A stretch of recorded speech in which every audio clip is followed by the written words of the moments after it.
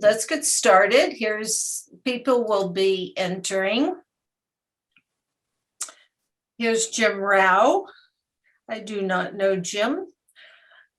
Oh, he is from Wisconsin, I think. Great, Wisconsin. Okay. He is the state leader of the Wisconsin State Association. Okay, and here's Katie Wright. We know Katie.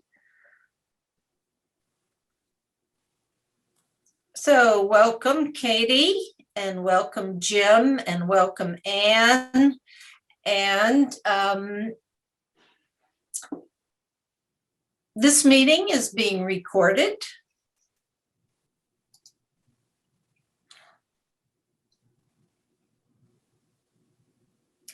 Welcome, Nisha.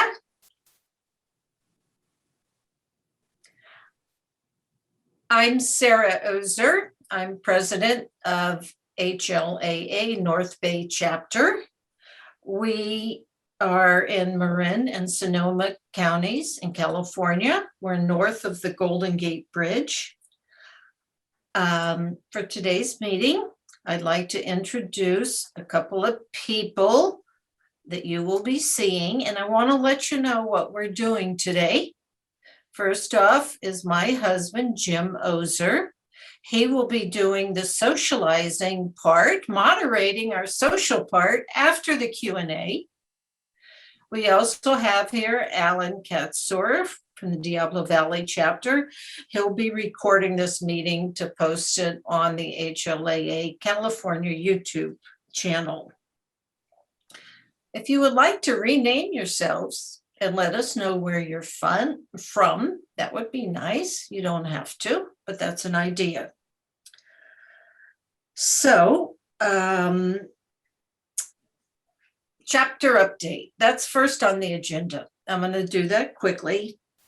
As you know, Zoom captions are now available with paid accounts. I encourage you, whenever you're going to your favorite club meeting, please ask the host ahead of time to set up the captioning in their settings. They need to set this up ahead of time in the settings so that when they start the meeting, they can enable them. So welcome, Meg Walhagen. I'm doing a chapter update right now. Presentations. Rich Osborne is vice president.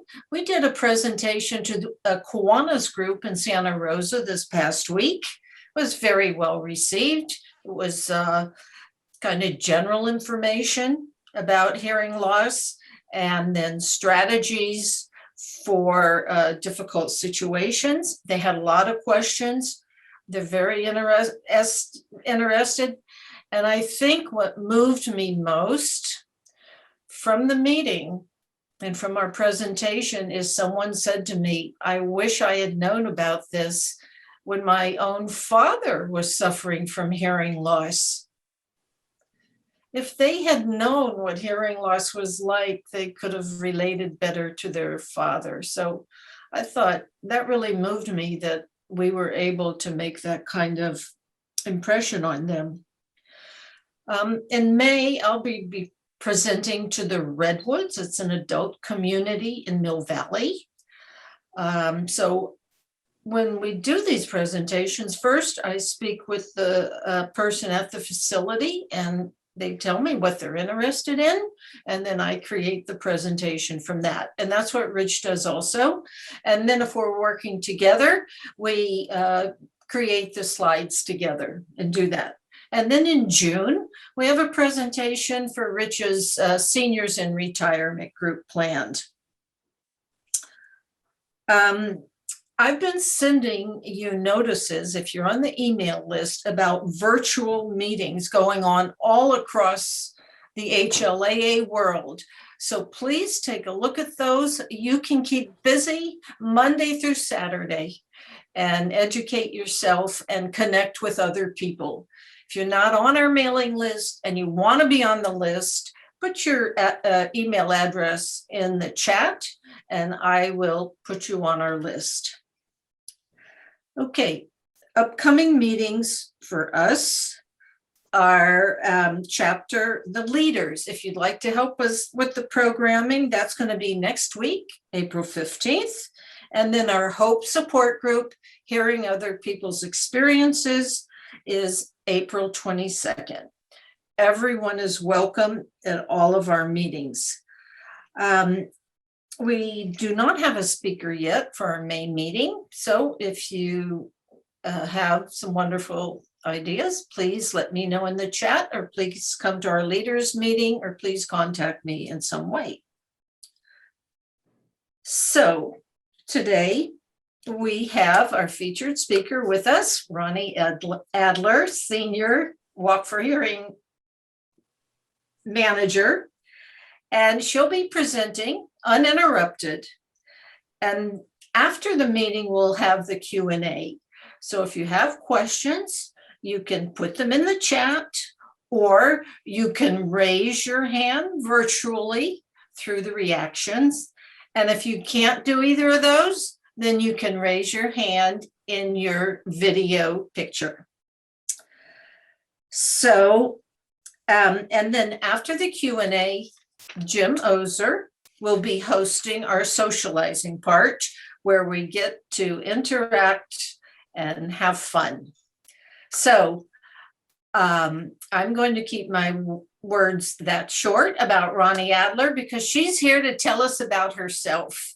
So Ronnie, welcome, and welcome everyone here. And we are happy to have you, and the floor is yours. Thank you. Thank you so much. Do you want to stay on gallery view so I could see everybody for the first part of the presentation? Sure, we're on gallery now, and I'm going to mute people. Could you everybody mute? I'll mute myself also.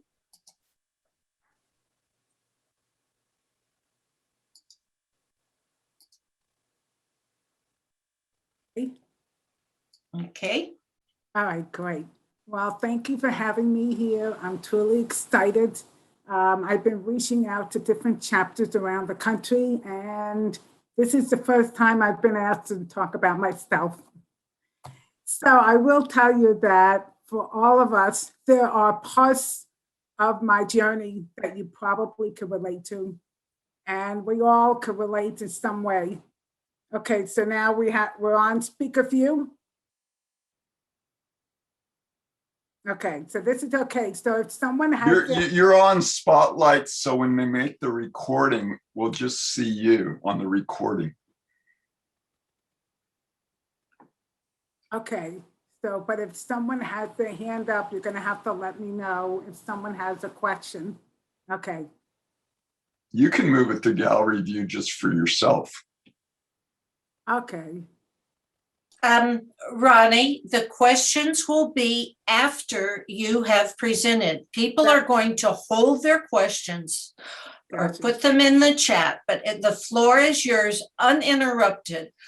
I've gone to meetings with you where you've been interrupted 100 times. I want to hear you uninterrupted. Got it. Okay, great. So I was born and raised in the Bronx, New York. And back then, there were no newborn hearing screenings. My hearing loss was not discovered till the age of 3. You know, back then, that's 100 years ago. At the age of 3, a family friend was babysitting me, and an airplane flew above, and I didn't look up. And he was the one that told my parents that he thought I had a hearing loss. I was the youngest of 4 kids, and my parents and a nanny and a dog. It was a busy household. It was very clear that I was a good bluffer and a follower for the first 3 years. If my older siblings said no, I said no. If they did this, I did that. So it's interesting that at the age of 3, I got that far. They told my parents to go to a deaf school or you're on your own. So my parents brought me to PS 47 in New York City. I walked in, I spoke. They told my parents I didn't belong there. So we had to manage whatever we can. I went into a public school in the Bronx. There were at least 35 to 40 kids in a classroom. And I truly struggled. You know, all I saw was the back of the t-shirt writing on the blackboard. They did not have any services for kids with hearing loss. By the time I was in third grade, they realized, I need to be in a class with kids with other disabilities. They put me in a classroom with kids that had CP and other learning disabilities, and they realized I didn't belong there either. Because when they were teaching me one-on-one, I was picking up everything. But they realized that I wasn't picking up in a big classroom, but I didn't belong in the classroom with kids with disabilities. So I admit they struggled in what to do with me. By the time I was in sixth grade, I had a second grade math and reading level. So later on, my parents put me in a private school, and that was the best thing they did. But there were no services for me.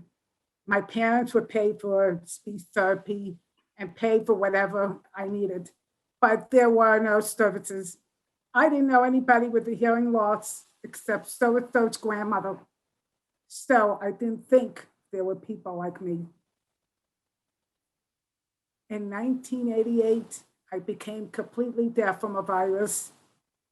And I decided I needed to, we had to go to the hospital, find out what it was. They weren't sure if it was spinal meningitis or not, but it was just a virus. I saw a gentleman, an audiologist named Joe Montano. He's a former board member of HLAA. At that time, he was a young audiologist. And I said to him, I need information. Where do I go? And he gave me 3 brochures back then. One with A.G. Bell, one with NAD, the National Association for the Deaf, and SAJ, the old name. So I said, okay, I'll pay my dues. And I became a member of all 3 organizations. And I thought I was good. Okay, fast forward to 1994, I get a letter from an HLAA chapter in Westchester, New York. They had gotten a database of HLAA members, national members that are not members of local people, of local chapters. So they asked me to come to their meeting. I walked in, and I have to tell you, I met 30 people just like me. I could not believe that I found my calling. Now that sense of connection, that sense of understanding, like hearing aid, what size battery do you use? Oh my gosh, I'm like having a conversation with people that I've never dreamed of. And I realized all those years of therapy was a waste of money. I really needed HLAA. It really changed my life, and I really found my calling. And since then, in 1994, I've been involved with HLAA chapters since then.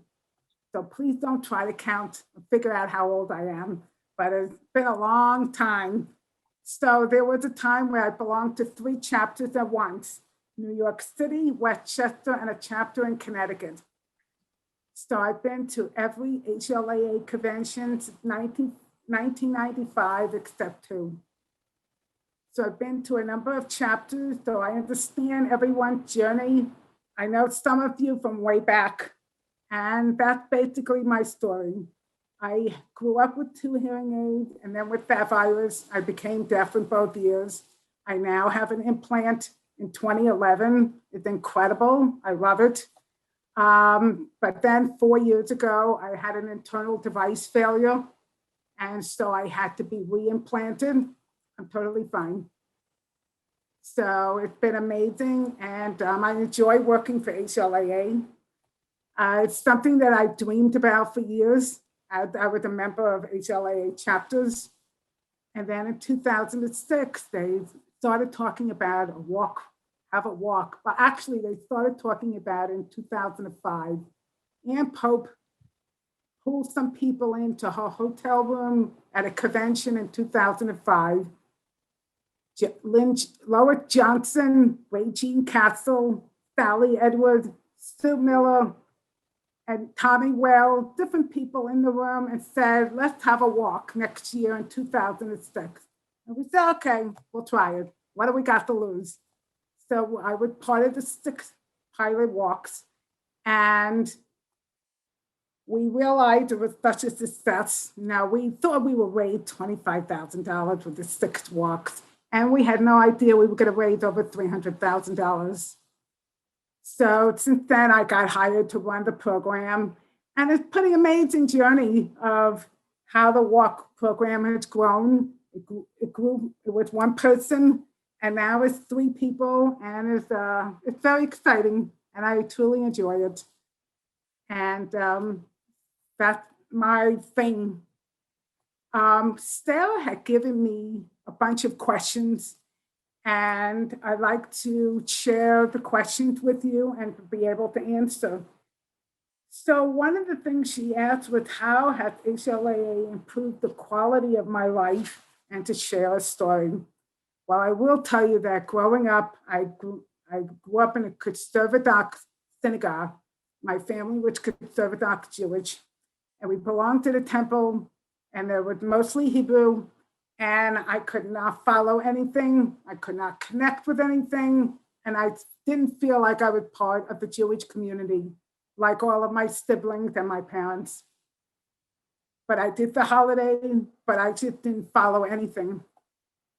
I get married, I become a mom, and my son is now 5 years old, and my sister tells me it's time for my son to start going to a religious school.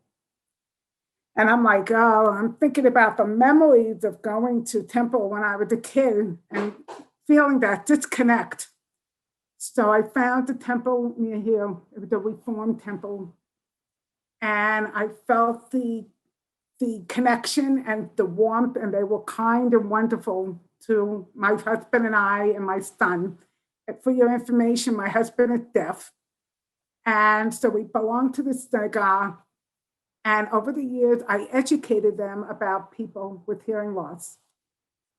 So I told them that my husband is deaf and he needs an interpreter. And they were really nice about providing an interpreter for the high holidays at my temple. But I had a plan, and that was to make my son's bar mitzvah fully accessible. The plan was in 2015, that's what's going to happen. So I was able to get interpreters. I was able to get a temporary loop. And then the challenge was to get a captioner. But I got it because it's easy to find a captioner. It's not easy to find someone that's comfortable in a temple when they're Hebrew and you've got to do transliteration. It's not easy. And you need someone next to you to let you know that this page had changed because it's all Hebrew. I kept saying to people, if we could get the man up on the moon, we could make this happen. And my goal was to make this fully accessible and for the congregation to see this, and they could see the beauty of captioning. Yes, there's a loop, but I was afraid that they may not see the loop or really understand it. The interpreters is great, but they don't understand the interpreters. Well, since the bar mitzvah, my temple has been wonderful in providing captioning. I don't even have to ask. They take care of it for the high holidays and for any special events, they take care of it. And I feel very good and very proud. It shows that the information is support and learning how to advocate for myself, thanks to HLAA, I was able to make this happen. So I feel very fortunate that that was what I did that I think made an impact on my life. I'm sure you've all had something where you learn how to advocate. I know for myself growing up, I didn't know how to do that. You know, I just didn't know how to ask or what to say. And now I have the confidence, so I appreciate that.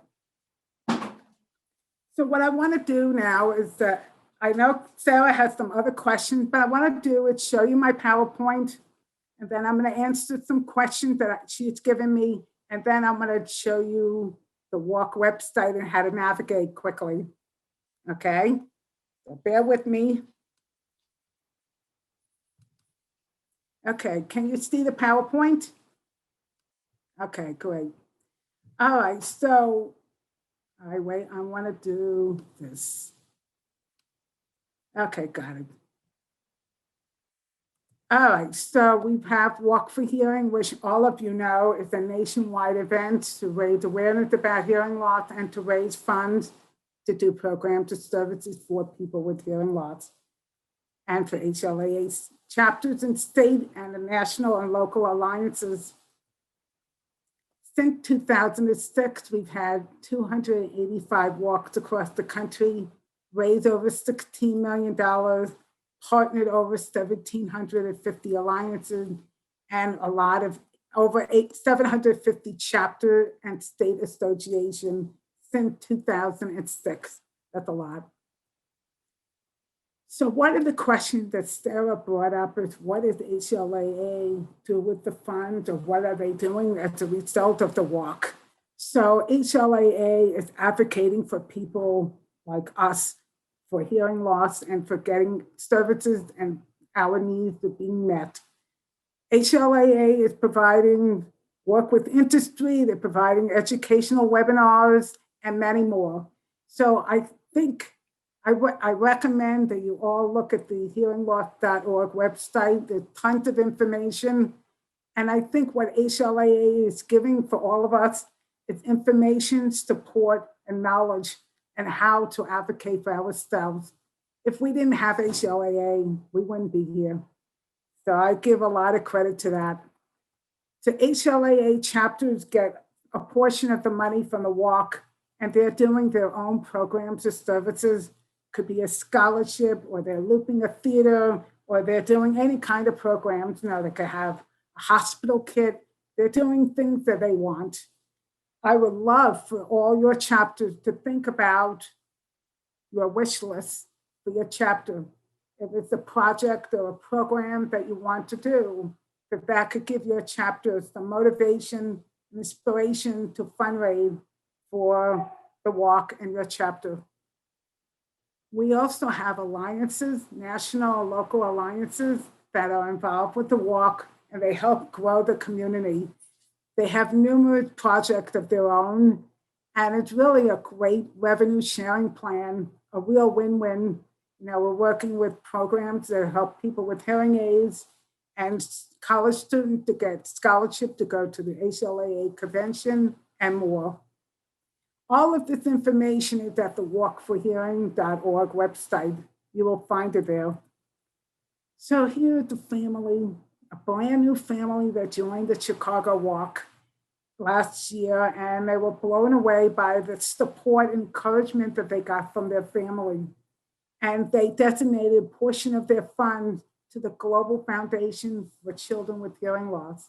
So it helps everybody, HLAA and this Global Foundation. So I definitely recommend you look at the list of national alliances, which we have here. It's a nice way to see how great the Walk4Hearing is. You know, other organizations have walks and races, and it goes 100% to their organization. But for us, HLAA gets a portion, and the alliance and chapters get a portion. So we added some new alliances this year, and I think it's something that's great about. You know, we've got now Hearing Aid Project, Satoma Foundation, Raise the Volume just came on board last week. And there's just a lot of different ones. So certainly take the time to look at their website and get familiar with them. But they are our partners to Walk4Hearing. And the goal is for them to get the word out about the walks across the nation. Now I'm giving a little bit of the Bay Area Walk4Hearing, which is our alliances that we had last year. And we've got California Hands and Voices, CCHAT, California Court Reporters Association, and Pacific Hearing Connection. I like to look for new alliances for 2021. If you know of any, or if you have any ideas or questions, certainly feel free to reach out to me. I just want to share a little bit about Bay Area community impact. Bay Area San Francisco Walk had a walk in 2006, 2008, 2010, and last year. So between the 4 walks, the Bay Area has raised over $187,000 and had 98 teams. So I think that's really phenomenal. So because of this pandemic, we now have Hear Now, Be Well, because before the pandemic, we had Get Your Hearing Screened. We had hearing screening vans at the walk site, but now we had to change it. So these are graphics that you are welcome to share with your chapter. These are graphics like Speak Up in Communication, Protective Your Ears, Get Hearing Screening. These graphics are at the walk4hearing.org website. You're certainly welcome to share it. I've been talking to different audiology students, and they love this idea of sharing this graphics with others. Walk4Hearing is going to be on June 12th and 13th. It's called Walk4Hearing Weekend. We merged different walks by region. And so the Bay Area and Long Beach Walk is on Saturday, June 12th at 9 a.m. Pacific time. So more details to follow, but you're going to all be together to support one another. So this year we have incentive, which is the Walk4Hearing t-shirt, which you raise $100 or more, or the official hat, which is $350 or more. Here is the screenshot of the Houston celebration, people in the community supporting one another. And that's the beautiful part of the Walk4Hearing celebration. It's very different from a walk. I'm going to tell you why. You know, when you go to a walk, you're with your team, you're with your family, and you don't know anybody else at the walk. But when you're at the virtual celebration, you're meeting people and you're learning more about people on the gallery view. So there is a silver lining about these online celebrations. So on the team on the left is Team Avery, a very big team for Bay Area. And then on the right is Team Ben from Michigan Walk4Hearing. So we're encouraging people to take a walk in their neighborhood after the celebration and show your Walk4Hearing spirit. So I hope that we all can do that. Now you have your Walk4Hearing sign. You can make up your own sign, get your people, your friends, your family together. Of course, think about social distancing and keep your space. But it's a great way for the community to be together. So what I want to do now is stop to share for a minute, and then I want to go to the Walk website. So bear with me. Okay, here we go. You see the Walk website? Wait, I just realized, Sarah, do you want me to go to the hearingloss.org first? Is that right?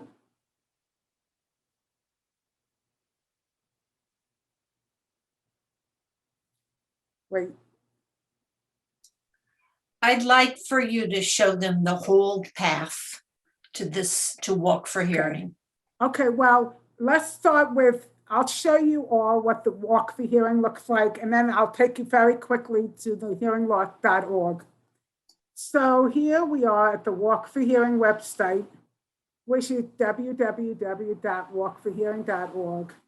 And what you'll see is the header is Why We Walk. And you scroll down and you will see information that looks familiar in the PowerPoint that I just showed you.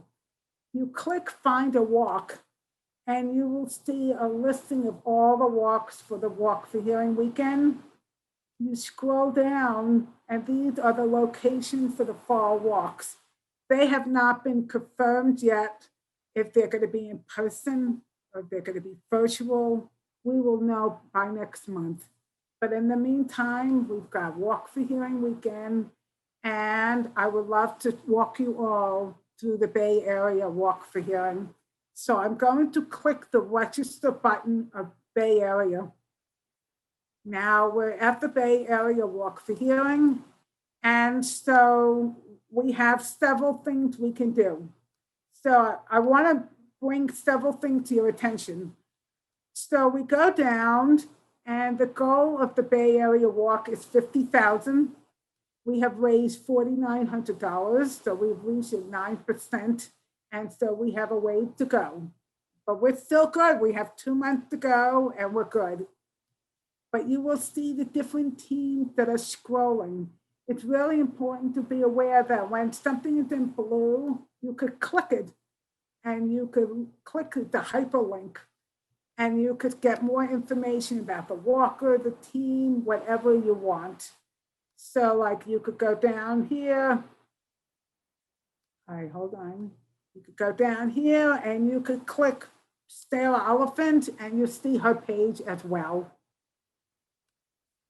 So one of the things that we wanted to encourage people is to find your team, whether it's, Deep Blue Valley, East Bay, North Bay, whatever it is. So people could click the word team. Wait a minute, not working. Okay, there it is. You click the word team and you click the magnifying glass. And then you scroll down. These are the teams that we have so far. The Camino ENT, Castle, Peninsula Chapter, East Bay, Deep Blue Valley, and North Bay, and so on. So one of the things besides finding a team is finding a walker. That's where the participant is. You click that magnifying glass. If you know the first name or last name, you could click that. So let's say we go Sally Edwards. I click the magnifying glass and it takes me straight to her page. If you're getting someone's first name wrong, because they always gave you their nickname, you could do a search by last name or whatever it may be. But you could do a search and click the magnifying glass and you will see all the walkers. So right now for Bay Area, we have 41 walkers registered, and these are all the people of all the teams. So I'm going to click Stella Oster. She's from North Bay chapter. Do you guys know her? So I've got Stella, and there's her picture. So went directly to her page. So you have several options. You can make a donation to Stella on her page, or you could join her team. You could join the team, or you can make a donation. And so she had the goal and she shared her story. But I would love for all of you to take the time to write your story. We all have a story. You heard mine, and we all need to share it. It's a great way for people to understand what you're going through. I will tell you that when I was fundraising for the walk back in 2006, I did a letter campaign to all my family, friends, and I was talking about how I was struggling with conference calls. I had an aunt who contacted me and said she had no idea that I was struggling with conference calls for work. She didn't know. She only seen me Hanukkah and Thanksgiving at a wedding or a funeral. But she wouldn't know what my struggles are. But because she learned of my struggles, it gave her a better understanding. So I think it's important for all of us to be able to share our story if we can. So I want to go back. So that's where we are. But if you want to form your own team, you click this button here. It's called Register as a Team Captain. You click that. If you are a brand new walker that never walked or registered at the walk, you click Register as a new walker. And you start with your team name and goal. If you have registered in the past, your name and password will pop up, just like mine. So it's about getting comfortable, thinking about if you want to form your own team or join someone's team that you know. I will tell you that the more teams we have and the more we get the word out, the more we're raising awareness. So if you are an individual that belongs to, let's say, the Peninsula chapter, You could certainly join the Peninsula chapter team, or you could form your own team. There is a difference. Let's say I'm a part of the chapter and I decide to have my own team. My team will consist my children, my grandchildren, and my former coworkers and family and friends to join my team.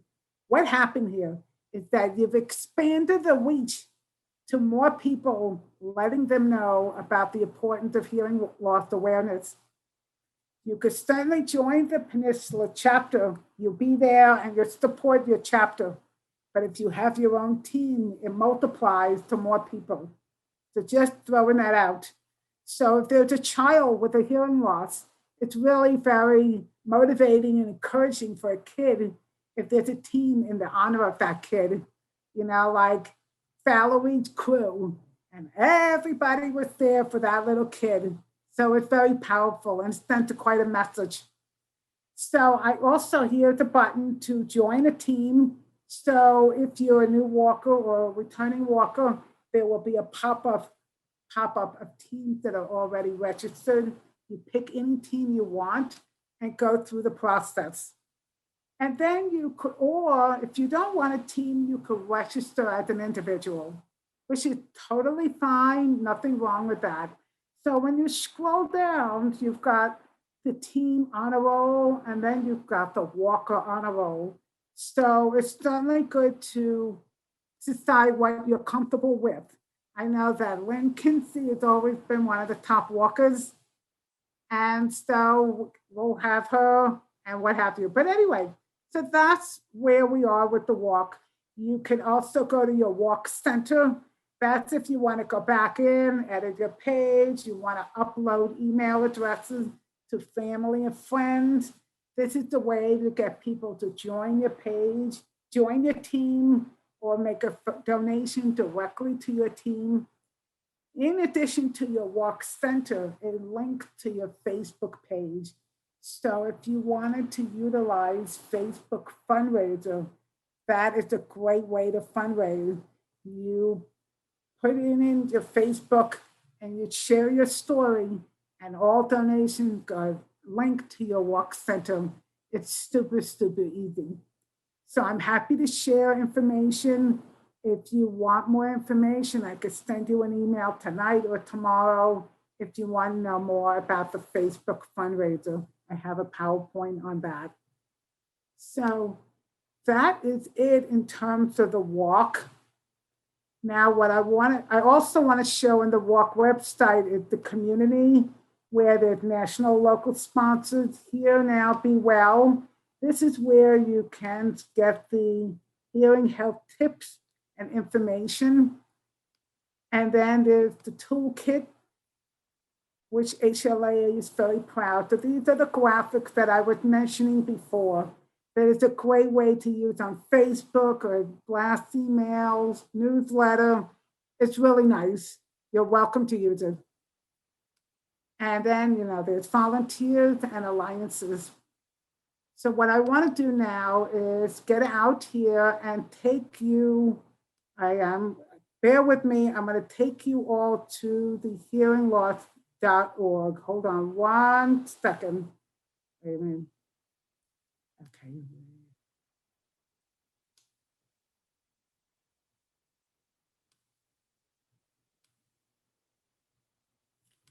Okay, you guys see the hearingloss.org? Okay, so what you want to do here is, if you wanted to go to programs and events at the hearingloss.org, you click that, then you click, wait a minute, all right, wait a minute, okay, let me see this. Wait a minute, this is crazy. Okay, you click the Walk4Hearing, and you're at the Walk4Hearing, and this is where you could, wait. I prefer, to be honest with you, I prefer the walk4hearing.org instead of hearingloss.org, but nothing wrong with it. But here you can, okay, wait a minute. So here you could find a walk and register. Hold on. It's not, I don't know why it's not working. Okay, there we go. They're showing you the different cities that Walk4Hearing. Okay, and let's say we go to the Bay Area, we click the information and register, and there you are. I mean, to be honest with you, I think the walk4hearing.org would be the way to go. I think the hearingloss.org is great, but there's multiple steps before you get here. And that is it. So what I'm going to do now is stop sharing. And I want to continue with some of the questions that Sarah had asked me. And one of them was, how can chapters be most effective with Walk4Hearing? So large or small, doesn't matter the size of the chapters. We have lots of different chapters that help the walk in a different capacity. It could be that the chapter is really good in outreach or getting the word out. It could be another chapter is really into fundraising, and maybe they're good about getting sponsors, or they have different teams, whatever it may be. I think that it would be great to think about what your chapters can do for the walk. I will have to say, Sarah, to be honest with you, I think North Bay has incredible speakers at your chapter meetings. I think it would be great if we could think about some of them being a sponsor to the walk, or letting them know about the Walk4Hearing. You know, when they speak at your chapter meeting and you tell them there's a community event, it's a great way for them to show their support. You know, you have them at the meeting and they should be able to help and give back. So you just talked about the Kiwanis Club. That's another excellent example of, you did a presentation. It would be great if they could show their support to the walk. That doesn't have to be a sponsorship. It could be about outreach, social media. It could be a lot of different things. So I have to say that with your chapter, you have incredible speakers. And I think it would be lovely if we could get them to know more about the walk and how they could help engage with the walk and get more interested. It might be a win-win for them. So how small chapters need to understand the big and small picture so they're motivated. Yeah, so I think that one of the things that will help people to feel motivated is if they see the results. So if they fundraise and they get a portion of the money and then they do something with the funds, instead of keeping it in the bank, but if, let's say, they decide to use the money to get refurbished hearing aids and give it to people of low income, you get a lot of gratification from that. Or if you take the money and loop a local theater near you, or if you took the money and gave it to high school or college kids to go to an HLAA convention, you would get a lot of gratification, and it's very rewarding. So I think all chapters, they all have different goals and different wish lists. And that's what I recommend. Where does the Walk4Hearing money go exactly? What does HLAA do with the money? And how do we connect more if we understood? So yeah, so the way the Walk4Hearing funds work is that 50% of the funds go to HLAA National, 40% go to the local chapters and alliances, and national and local alliances and chapters. And then the 10% is the walk expenses. So HLAA is able to do this program and continue to raise awareness for people with hearing loss. So that's what we're doing. We have a small office. You know, we all wear many different hats. I think Ann Thomas would know exactly what goes on in that office. We're extremely busy. And we're very fortunate, you know, that we're all online. And now we're even able to connect even more across the country. And that's basically it. And then chapters have goals that they wish to do. So Sarah also said, how can chapters get more involved? What's the minimum? So I think it would be great if you all had a team or join a team and fundraise. You know, if you could get your family and friends to join your team and what have you. I know that Depot Valley and Thomas got a new person who's the team captain, and she's very excited. And I think that's a great thing. So sometimes you want to find new people to bring in new blood and get them motivated. And I think it's great. So that's basically it. Does anybody have any questions? I think I've said enough. I'm ready for questions. Wow, thank you so much, Ronnie. It was just great hearing you. Oh, somebody's dog. Your personal story is very moving, and why you do what you do and showing us those details. So it is time for questions. I have a question.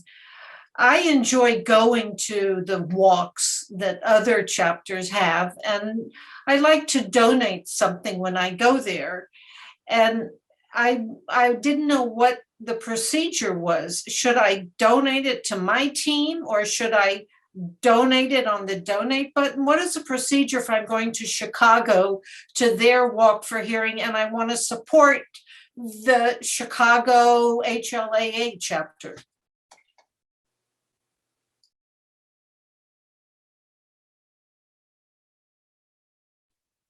So I'm going to show you my screen again. Wait a minute. Okay, so if you wanted to go to Chicago Walk, you go to the button here on the top right corner and make a general donation to Chicago Walk, right here. So right now, this is not Chicago, this is Bay Area. The fall walks are not live yet on the website. But if you were to go to Nashville or Chicago, New York City, you go to the top right corner and make a general donation. That fund will go to the team called Friends of New York City Walk, Friends of Chicago Walk, and that will go in there to support the walk itself. So that's a great question. Thank you, Sarah. Okay, so Alan has a question. So my question, and share your screen again, Ronnie, please. Okay, all right, you got it. Go ahead. Okay, so my question is more along, or comment is more along a technical perspective, in that if we go up to the web URL, the web address for the site, and it says not secure, and people generally are told that they should be aware of sites that aren't secure. I noticed the internal pages are secure, but some people may not want to get involved or donate or whatever because of that. Correct. And it's ironic that you brought this up because we started talking about it last week. We are going to implement this to make this secure, hopefully by next month. But yes, you're correct. And I'm glad you brought this up. But yeah, you're right. We're going to be taking care of that. Okay, thank you. Katie Wright, you're next. Hi, Ronnie. How are you? I'm wondering, I did a publicity thing in our newsletter for April, and I went looking for the Walk4Hearing logo. And on the website, the Let's Go Virtual logo is not there. It's just the general Walk4Hearing. Is there a way that we can get the Let's Go Virtual one? Yeah, I could send you the virtual logo, but we have decided to stop using that. But you could certainly use it. Oh, okay, then don't worry about it. Optimistic, especially for the fall. We don't want people to be confused. That's true. That's why we went back to using the Walk4Hearing logo. But you're welcome to use the virtual logo, and I could send that to you later tonight. Okay, Not a- perfect. Thank you. Got it. Should I stop sharing so we could see each other better? Yes, All right, does anyone else have any other questions? any questions? I have another question, Ronnie, and how do we appeal to hearing health professionals? What have you found to be their, why would they want to be involved with this? Well, it's a great way for them to get back to the community. They need to show that they're walking with us and they're, you know, you don't want them, they shouldn't look like it's all business for them. You go there to buy a hearing aid and then you give them a check and you say, thank you and bye-bye. I think for a lot of them, they really want to give back. They want to show their support to the community. And for a lot of them, showing their logo on the website, the t-shirt, showed an impact in their support. I know several practices and hospitals that make a special table at the waiting room that showed that they're supporting a walk. They'll have a jar and they have pictures and they have brochures and they have a little thing to show that they're supporting the walk. I think for individuals with hearing loss, being at a doctor's office or audiologist, seeing this will touch their heart. And I know that one hospital, when they get ready for the walk in Pennsylvania, they wear their walk team t-shirt every Friday. Oh. So that's how they dress down on Friday. They wear their team t-shirt for CHOP, Children's Hospital of Philadelphia, so that everybody knows about the Pennsylvania walk in October. So it's a great way to bring in the community. I know in Long Beach, California, we had an ENT group in South Bay. They had a little table with a little setup of the Walk4Hearing for Long Beach. It's a great way to show the support. Okay, I like that answer. Okay, good. So we have a question from Ann Thomas, Diablo Valley chapter. Ronnie, I know that this year is the first year that I found somebody else to be a captain for a team. And I'm going, but it's not so easy to figure out all the details. And last year, Alan Kutsura put together a document to help people. So does HLAA have something that they put together for new team captains to make it easy for them to figure out how to navigate the website? So we have some material from the past that we could provide you. To be honest, we have not updated anything for this year. We have been totally behind with everything else, but we do have information that everything is basically the same from last year. So I'd be happy to send it to you and you could send it to the new team captain. But I'm also happy to meet with her and answer any questions you have. So, everybody's always said that it's not easy to figure out how to use, and there are some improvements this year, but it still isn't easy. Yeah, I understand that. And we try to make it as easy as possible, user-friendly. And I'm hoping that tonight I was able to help with showing the screenshot. I think people may not realize about looking for teens, looking for walkers, and the magnifying glass. I think that's a very common thing that people miss. People did not know that those names with the hyperlink, they could click those names, they could stop the scrolling.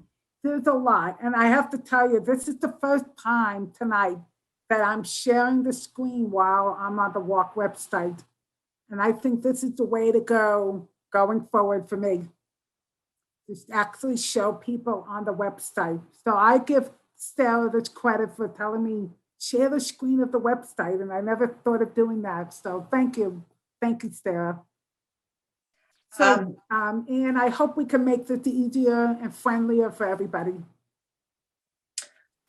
Okay, so Rich Osborne, you're next. And after Rich, Nisha Joseph, and after Nisha, Alan Katsura. Is there a walk, a physical walk?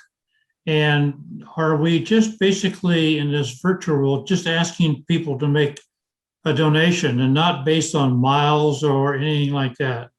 Correct. So you're asking people to make a donation, just support of you for Walk4Hearing. And then after the celebration, we are encouraging everyone to take a walk in their neighborhood or go to a local park. So there are teams that have actually met at a local park, kept their social distancing, wore their mask, and they found a way to connect after the celebration. So there's Team Avery. They've already made a decision on June 12th. After the celebration, they're meeting up at a park in Lodi, California, in their hometown. So you all could do that too. It could be in Long Beach, it could be in North Bay. You could get a group together. You know, your chapter or your family, but of course you need to be safe, you know, if you've got your shots or what have you. But that's what we're encouraging.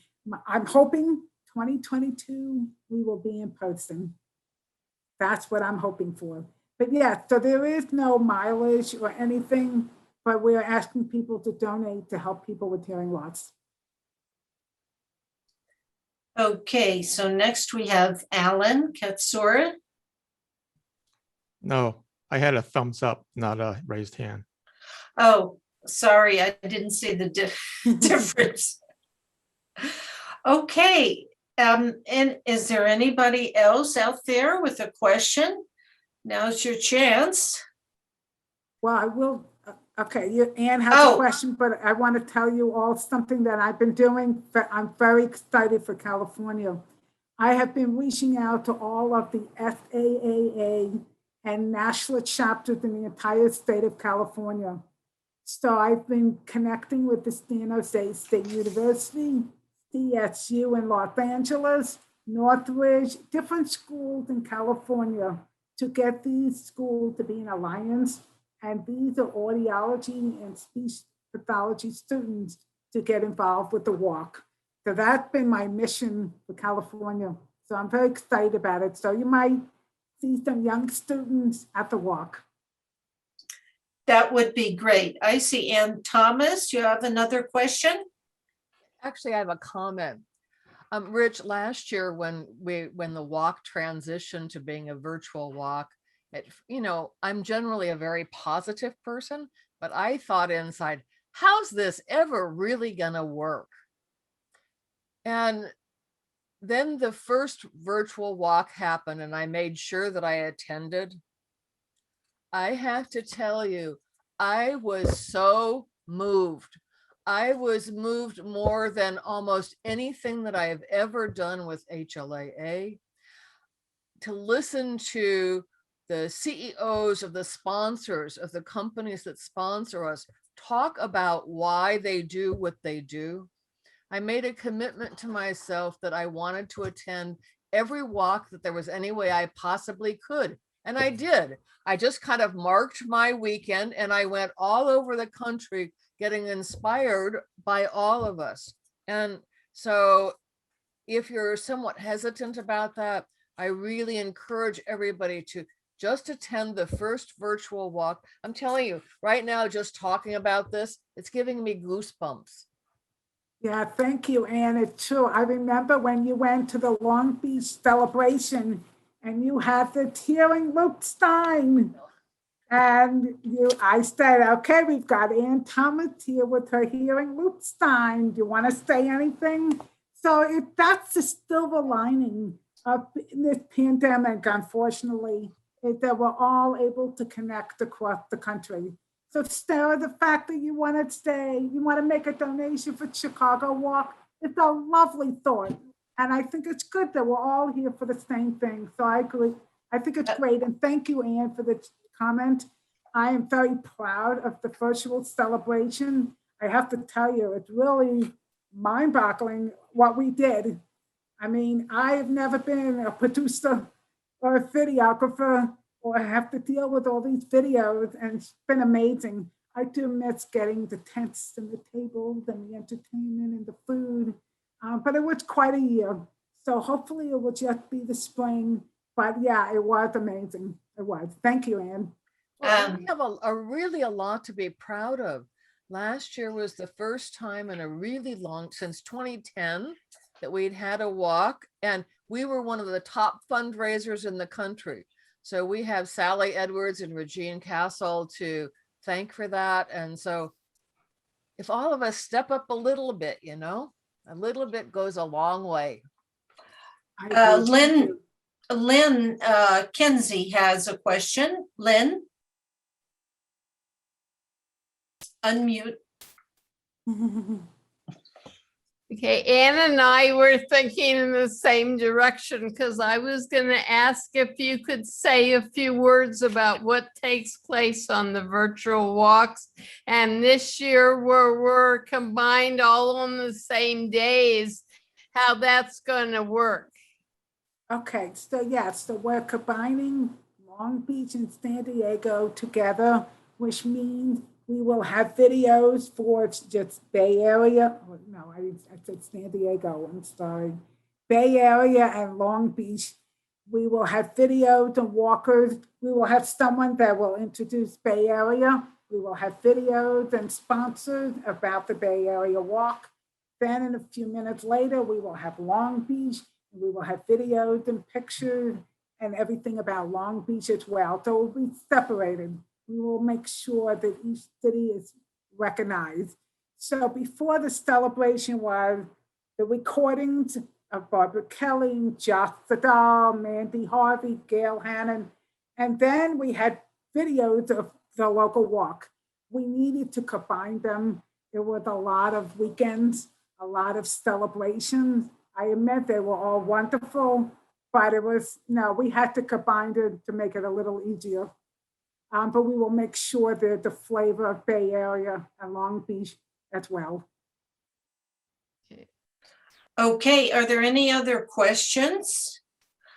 Then Ronnie, we want to thank you so much, HLAA North Bay, for being here, for sharing your personal story with growing up in your family, and then screen sharing. I think that's so important to us, and then answering questions and giving us that inspiration we need to really move on.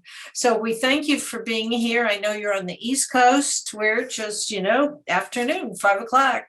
So at this point, I'd like to hand the meeting over for socializing to my husband, Jim Ozer.